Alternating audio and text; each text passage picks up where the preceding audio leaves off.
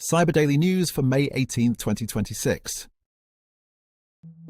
Leading off, researcher Chaotic Eclipse has dropped a working proof of concept for a Windows system privilege escalation called MiniPlasma. The flaw lives in the Windows Cloud Files mini filter driver.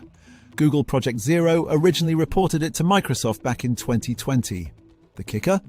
The original proof of concept code still works without modification against fully patched Windows 11 systems.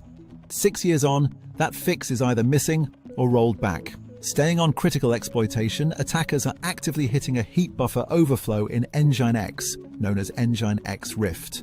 With a CVSS 4 score of 9.2, it affects both NGINX Plus and NGINX Open Source. Vulncheck reports exploitation began just days after disclosure. The flaw causes denial of service on default configurations and remote code execution when ASLR is disabled. NGINX powers a substantial share of the web, so patch fast.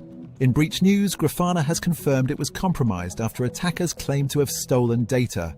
The group behind the attack appears to be Coinbase Cartel, a cybercrime crew linked to shiny hunters, Scattered Spider, and Lapsus.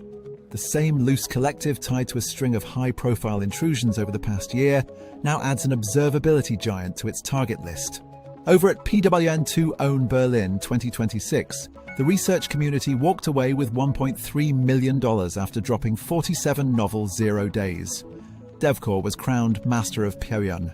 Participants demonstrated exploits against Windows, Linux, VMware, NVIDIA, and AI products over 3 days of competition. The Shai-Hulud NPM worm is back, and it has clones. At least one threat actor has adopted the recently released malware source code in fresh attacks against NPM developers. With the worm's code now public, expect more variants targeting the JavaScript supply chain. E-commerce operators on alert.